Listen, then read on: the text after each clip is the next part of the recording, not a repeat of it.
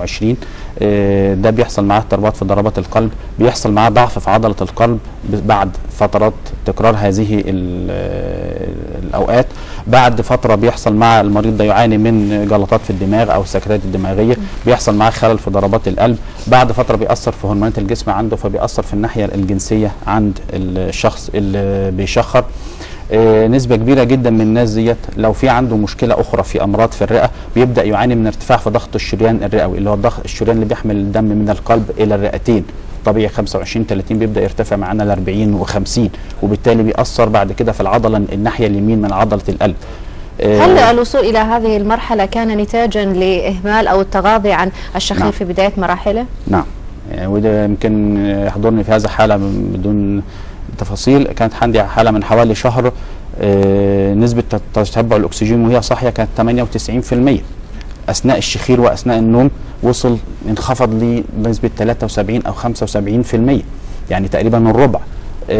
في نفس الوقت كانت مصحوبة بنوع من خلل في ضربات القلب، كان نوع شديد جدا ومن الأنواع القاتلة اللي احنا بنخاف منها جدا، بنعطي لها أدوية لتظبيط ضربات القلب وانتظامها ورجوعها تاني، لأن الخلل في ضربات القلب ممكن يسبب حدوث جلطات داخل القلب أو مشاكل في الشريان التاجية للقلب. طيب نأخذ هذه المداخلة الهاتفية من نايف من الطائف. نايف تفضل. السلام عليكم. وعليكم السلام ورحمة الله. عليكم السلام. تفضل اخوي. لو سمحتم يا دكتور، بالنسبة للشخير هل له علاقة اللي هو صعوبة النوم؟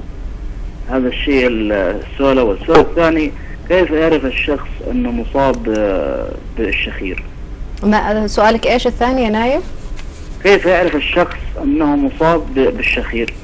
يعني قبل من شكله، يعني قصدك يا نايف؟ ايوه من شكل. طيب لا، كيف نعرف الشخص المشخر؟ يعطيك العافية. على معنا الآن حمد من القصيم. تفضل حمد. الو. تفضل اخوي حمد. السلام عليكم. وعليكم السلام ورحمة الله وبركاته. الله يخيرك.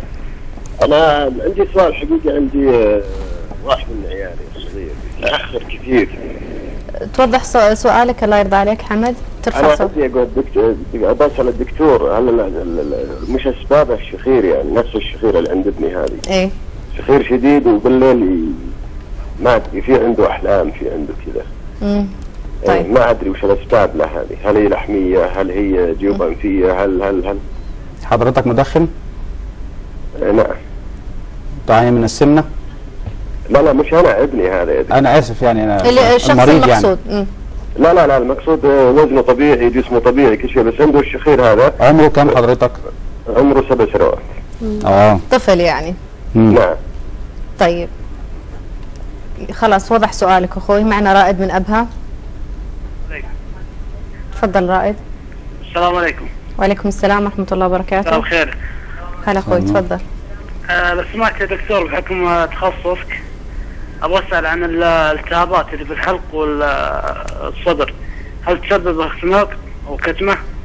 نعم. طيب عندك سؤال ثاني ولا خلاص؟ لا خلاص، يعطيكم العافيه. الله يعافيك. يبدو ان الاسئله جميعها يعني طبيه للجانب الاجتماعي، لان اتوقع اللي اغلب اللي اتصلوا يعني هم موضوع الشخير، لكن المستمع للشخير ربما غائب عن الاسئله اليوم. طيب نبدا بسؤال نايف. صعوبه النوم علاقتها بالشخير، باختصار الاجابه اذا ممكن دكتور احمد.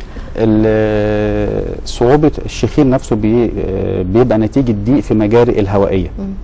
تمام. بيحصل الضيق ده وبيبدا يزيد معانا درجه بدرجه بدرجه الين ما يحصل تماما انسداد كامل للمجاري الهوائيه العلويه، فبيحصل اختناق اثناء النوم. الاختناق ده بينتج عنه اشارات تنبض من المخ لعضلات الصدر والبطن: اشتغلي بسرعه وزودي الاكتيفيتي بتاعتك عشان يحصل دخول للهواء. ساعه ما يزيد المجهود بتاع عضلات الصدر والبطن بيحصل رد فعل للمخ، افاقه للمخ. تمام. يبدا يصحى المريض، يتنبه، يبدا ياخد شهقه جامده، بتفتح المجاري الهوائيه ويتنفس.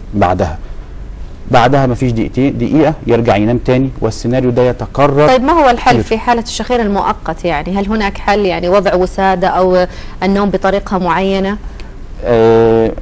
مهم أوي أثناء سؤال المريض عن التاريخ المرضي بتاعه هو أو